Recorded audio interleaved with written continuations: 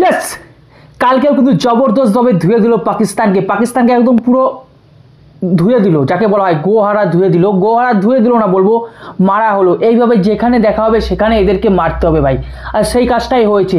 যদিও আপনারা দেখতে পাচ্ছেন যে তিলক বর্মা লাস্টে 4 মেরে ম্যাচটাকে জিতে দিয়েছে, আপনারা সেই ভিডিওটা আমার স্ক্রিনে কিন্তু দেখতে পাচ্ছেন। এইভাবে সমস্ত ম্যাচে এদেরকে ধুতে হবে।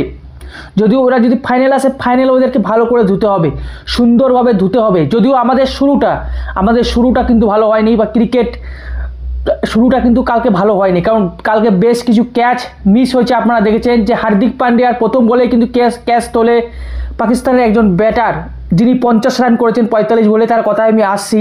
তার ক্যাচটা কিন্তু মিস করেন অভিষেক শর্মা, এবং অভিষেক শর্মা প্রায় 2টো ক্যাচ মিস করে, মানে মোট দুটো ক্যাচ মিস করে, এবং মোট 4টা ক্যাচ কিন্তু কালকে মিস হয়, যেটা কিন্তু আমি আশা করিনি যে এত কেন ক্যাচ কালকে মিস হচ্ছিল, মানে ইজি ক্যাচগুলো মিস হচ্ছিল। তারপর জীবনদান পেয়ে পাকিস্তানের এক প্লেয়ার, তিনি 45 বলে 50 রান করেন। তারপর যা তার সেলিব্রেশন, ভাই রে ভাই, তার সেলিব্রেশন, তিনি মাঠের মধ্যে বন্দুক চালাচ্ছেন, ভাবতে পারছেন, দেখছেন আপনারা সেই ভিডিও, মাঠের মাঝখানে বন্দুক চালাচ্ছেন মনে হচ্ছে, মানে বিশাল কিছু জয় করে ফেলেছেন, মাঠের মাঝখানে বন্দুক চালাচ্ছেন। মানে এইটা হচ্ছে তাদের সেলিব্রেশন। এটা এখান থেকে পাওয়া যায় যে জঙ্গিবাদ, মানে বুঝেন তো, সেই জঙ্গিবাদকে প্রমোট করে তারা, বন্দুক চালাচ্ছেন। তারপর ভারতীয় ব্যাটসম্যানরা যা শুরু করলো, বিশেষ করে অভিষেক শর্মা এবং শুভমান গিল পুরোপুরি কামান চালিয়েছে ওদের উপর, পাকিস্তানের উপর কালকে কামান চালিয়েছে। ভাগ্য ভালো যে অভিষেক শর্মা 100 রান করতে পারেনি, মানে এতটাই মারমুখী হয়েছিলেন অভিষেক শর্মা, এটা খারাপ বলে আউট হয়ে গেলেন 6 মারতে গিয়ে, 6টা মারতে গিয়েছিলেন অন্যদিকে, কিন্তু অন্যদিকে চলে গিয়ে ক্যাচ হয়ে যায়। 100 যদি করতে পারতো তাহলে পরমাণু বোমা মারা হতো পাকিস্তানকে কালকে। তারা ওই একজন ব্যাটসম্যান ওই করেছে, 50 রান করার পর বন্দুক চালাচ্ছিল। অভিষেক শর্মা কালকে কিন্তু কামান চালিয়েছে, পুরোপুরি আপনারা দেখতে পাচ্ছেন। কারণ যেভাবে প্রথম বলেই শাহিন আফ্রিদির প্রথম বলেই 6টা মেরে দিয়েছে কালকে অভিষেক শর্মা, বলছে বাবা ধন তুমি আসো, আবার বল করো, তোমাকে আবার 6 মারা হবে। তোমরা বন্দুক চালিয়েছো 50 রান হওয়ার পর, এবার তোমাদের উপর কামান চালানো হবে। এবং কালকে অনেকেই বলবে যে ম্যাচটা একটু না, কোনো জমাজমি কিছু নাই, সবাই জানতো যে আমরাই জিতছি, মানে ভারত যে জিতবে কালকেও যে ভারত জিতবে কেউ আটকাতে পারতো না। হ্যাঁ, আমার ফিল্ডিং খারাপ হয়েছে, কিন্তু ব্যাটের দিকে দেখুন, ব্যাট আছে ভাই 8 নম্বর কি আমরা তো মনে করি যে বুমরা পর্যন্ত ব্যাট আছে, কিন্তু বুমরা ভালো খেলেছিল টেস্টে, যারা দেখেননি একটু দেখে নেবেন হিস্ট্রিটা, যে বুমরা কত সুন্দর ব্যাট করেছিল টেস্টে। তো কালকে সেই জিনিসটাই হলো। আবার অনেকে বলবেন, মানে কেউ বলতেও তো পারেন যে ভারত একটু চাপে এসেছিল, ভারত কোনো সময় চাপে আসেনি কালকের ম্যাচটা। আমি বারবার বলছি ভারত কখনো চাপে আসেনি। হ্যাঁ, ক্যাচ মিস হয়েছে, ফিল্ডিংয়ের দিক থেকে একটু খারাপ হয়েছে, কিন্তু ব্যাটিংয়ের দিক থেকে কিন্তু পুষিয়ে দিয়েছে। অভিষেক শর্মা যেহেতু 2টো ক্যাচ মিস করেছিল, কিন্তু তার পরবর্তী ক্যাচটা কিন্তু ভালো ধরেছিল, আপনারা দেখেছিলেন।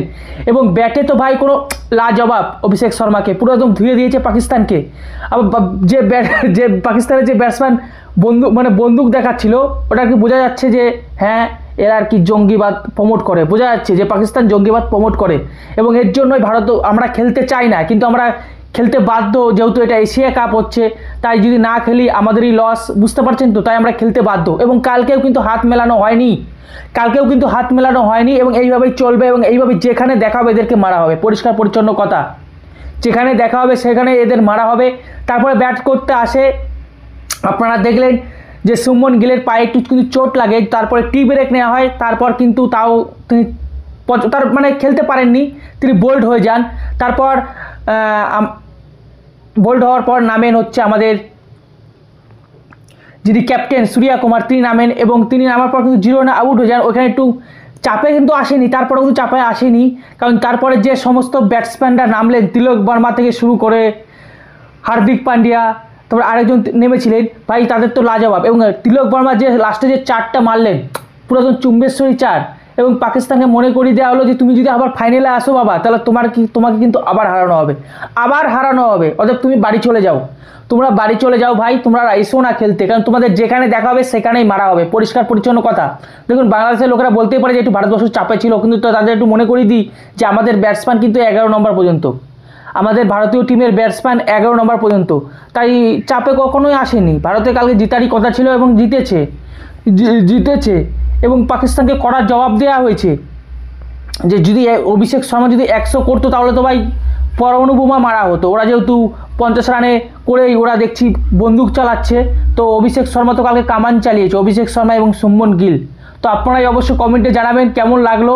আমার তো ভাই সেই লাগলো, সেই পাকিস্তানকে যেখানে দেখাবে সেখানেই মারা উচিত, সেখানেই মারা উচিত, একদম কোনো ছাড় হবে না ভাই। আপনারা মাঠের মধ্যেও দেখেছিলেন যে স্লেজিং কিন্তু সেই চরমতর হচ্ছিল কালকে ভাই। মাঠের মধ্যেও ক্রিকেট খেলা তো হচ্ছেই, ব্যাটে বলে তো হচ্ছেই, মুখোমুখিও হচ্ছিল সঙ্গে সঙ্গে, আপনারা দেখতে পাচ্ছিলেন যে ছাড়া হবে না ভাই, পাকিস্তানকে কোনো রকম ছাড়া হবে না, হাত মিলাবো না, তার সঙ্গে মাঠের মধ্যেও ছাড়া হবে না। পুরো একদম পাকিস্তানকে কালকে কান্দিয়ে ছেড়ে দিয়েছে, পাকিস্তানকে কালকে পুরো কান্দিয়ে ছাড়িয়ে দিয়েছে, আরও কান্দানো হবে। এরপর যদি কোনো ক্রমে যদি ফাইনালে আসে, জানি না ফাইনালে তো আসতে পারবে না, যদি আসে তাহলেও কিন্তু পাকিস্তানকে একদম পুরো একদম ধুয়ে দেওয়া হবে। এরপর 24 তারিখে আছে তো বাংলাদেশের সঙ্গে, বাংলাদেশকে একটু ধুতে হবে, কারণ বাংলাদেশে তো বেশি একটু লাপলাপানি আছে, কারণ পাকিস্তানকে তারা বাবা মনে করে। তো বাংলাদেশকে কিন্তু একটু ধুতে হবে, হালকা করে ধুতে হবে, বেশি ধুলে হবে না, হালকা করে একটু মানে একটু অল্পভাবে ধুতে হবে। তো আপনারা অবশ্যই ভিডিওটি দেখেছেন এবং সেই ব্যাটসম্যানদের আমি ভিডিও দেখাচ্ছি যিনি বন্দুক চালিয়েছেন, কার্যত মাঠের মধ্যে জঙ্গিবাদকে প্রমোট করছেন, আপনারা দেখতে পারলেন কিন্তু। আর শুভমন গিল যে জবাবটা অভিষেক শর্মা এবং শুভমন গিল যেভাবে জবাব দিয়েছে আপনারা তাও দেখলেন, পুরোপুরি কামান চালিয়ে দিয়েছে। বন্ধু তো আপনাদের কেমন লাগলো কালকের ম্যাচটা? আমার তো সেই লেগেছে, আরও এইভাবে দেওয়া উচিত। তো ভালো থাকুন, সুস্থ থাকুন, রাম রাম, ভারত মাতাকে জয়, বন্দে মাতারাম, জয় শ্রীরাম।